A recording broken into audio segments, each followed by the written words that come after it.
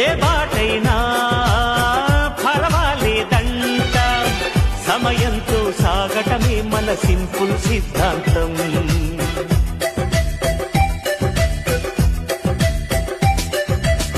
చిరుగాలికి పరిమళమిచ్చే సిరిమల్లెల వనమై ఉందాం, గగనాన్ని నేలను కలిపే హరివిల్లుల బంతెన అవుదా.